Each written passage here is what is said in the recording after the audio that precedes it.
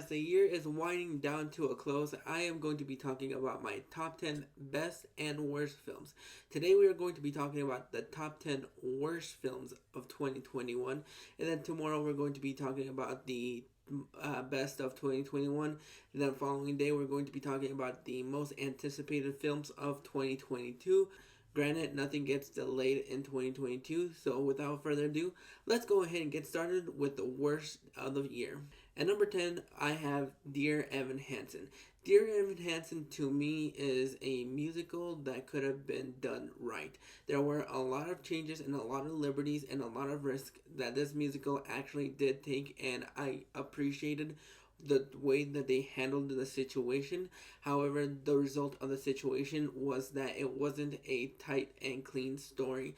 I wish they would have done a couple tweaks to the story regarding which characters take the forefront of the films and how the film is constructed.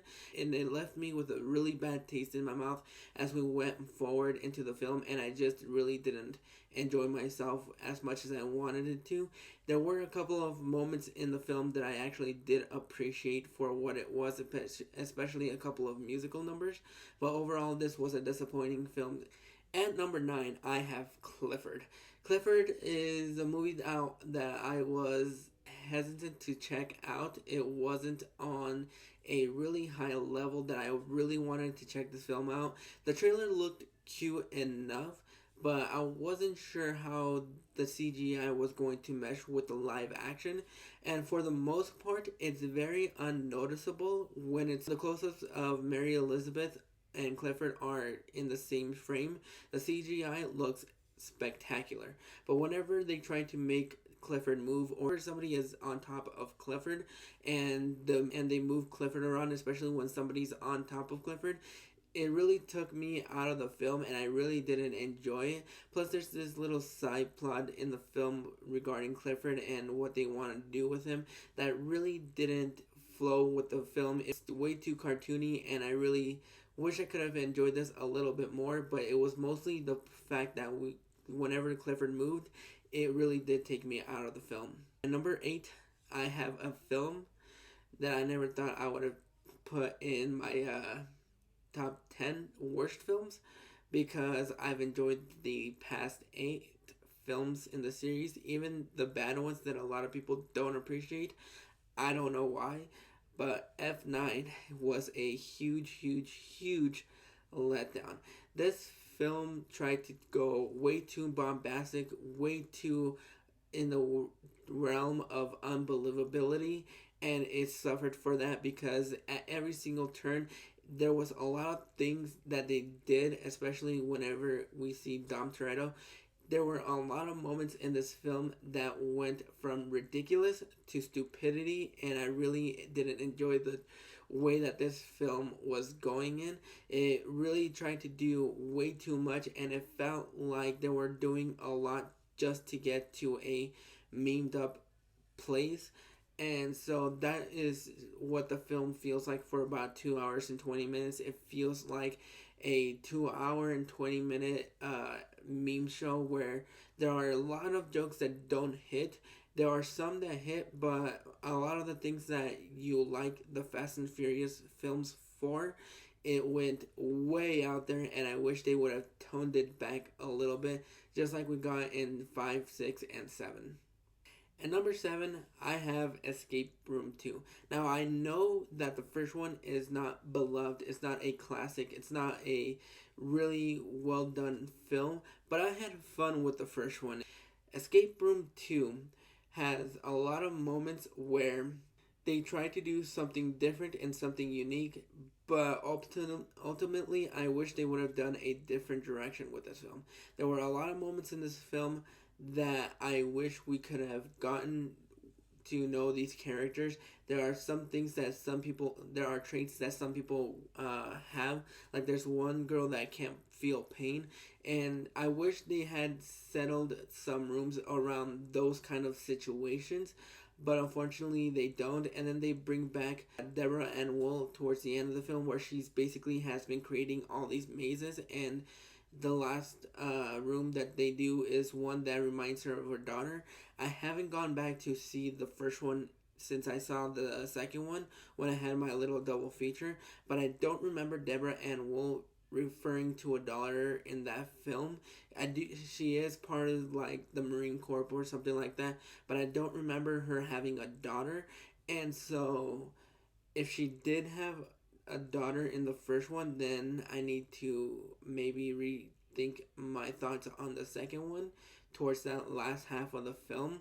But since I don't remember, and that's one of the huge glaring things that stuck out to me, it really felt like they were just throwing a lot of things towards the end of the film just so we can get a really huge climax, and that really rubbed me the wrong way.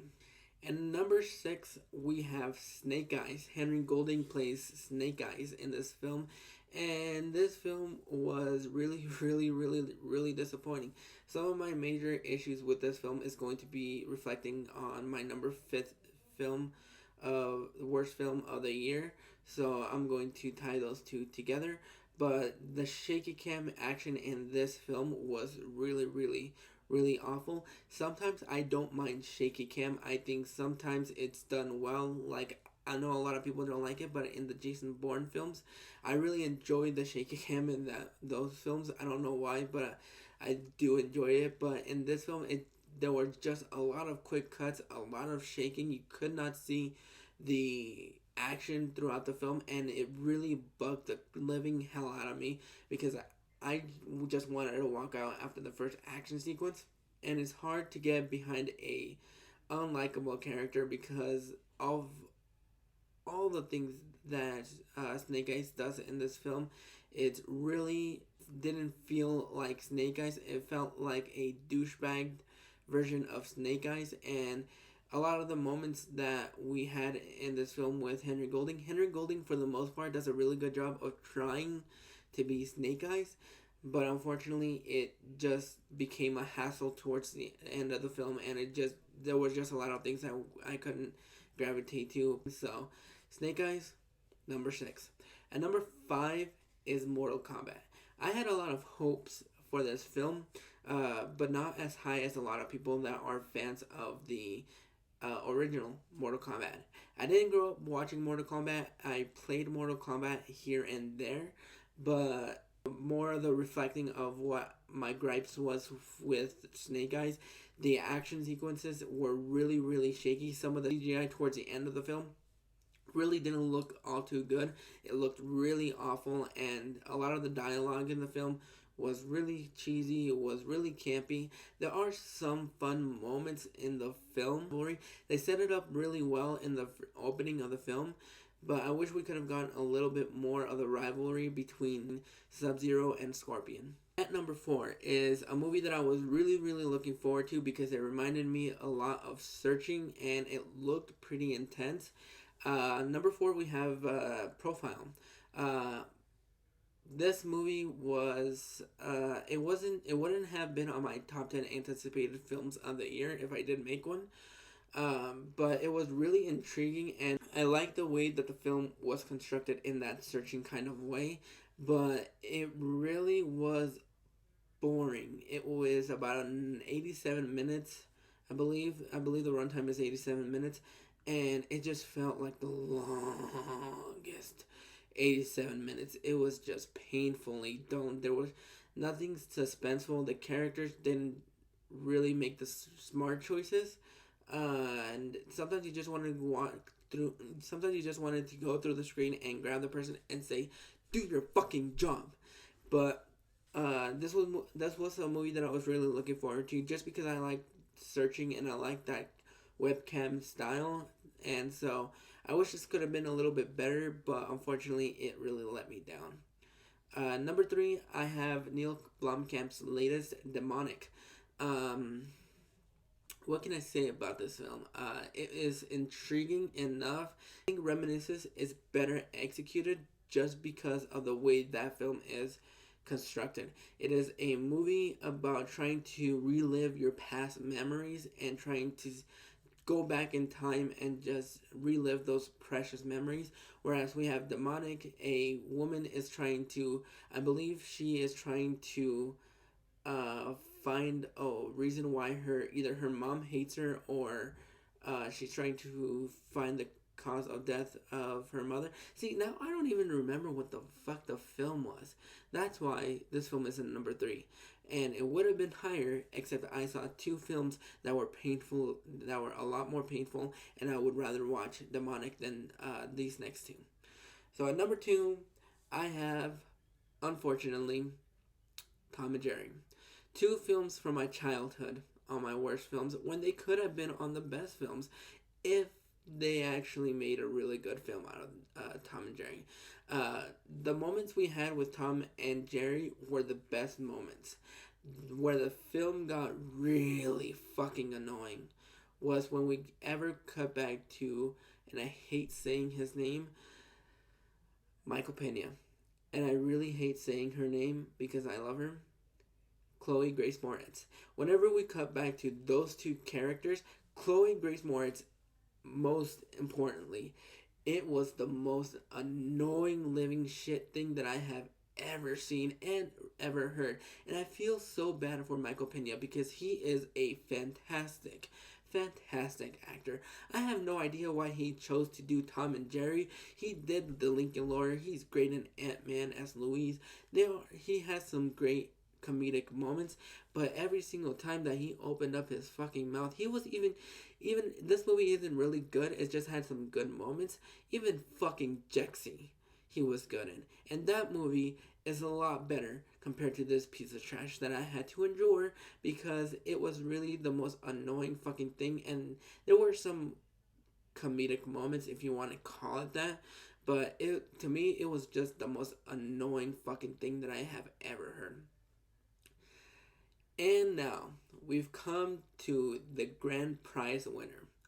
What movie might you think that really pissed me off all year, or maybe just didn't like for some strange reason? Kind of wish I had a 50 Shades of Grey movie on here, but instead, Camila Cabello gave us a sorry for an excuse, Cinderella's movie. There's a lot of things that I can say about this film that I haven't said. I do have my review for this film and a couple of others that I have on this list. This movie was a bunch of bullshit. I think this is, aside from Tom and Jerry, I think this is the best time that I ever had in a movie theater. Just trying to indulge my fucking time with this film. That really settled it. I really wish I could have liked this because I love Camila Cabello. I like her music. I think she's a fantastic singer. But an actress, she is not. And why was she casted in this film? Probably because she's the hottest shit right now. I wish we could have, yanked her out of the film and put her somewhere else that isn't called Cinderella. And the worst part of this film is the fact that we had a Cinderella movie where they cover songs. What the fuck was that all about? This is a Cinderella movie. Make up your own fucking original songs. How about that?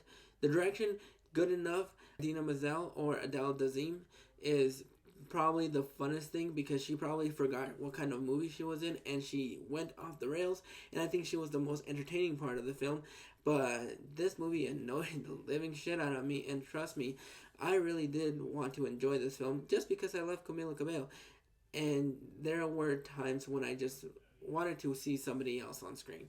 But those are my top 10 worst films of the year. What are your top 10 worst films of the year? What are the things that you were really excited about, but what are the films that gave you that 1-2 punch that really annoyed the living shit out of you? Go ahead and let me know down in the comments what you think of it.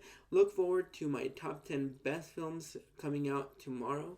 And then following day, I will have my top 10 anticipated films of 2022. So look forward to that. And until next time, this is Josie's Reviews.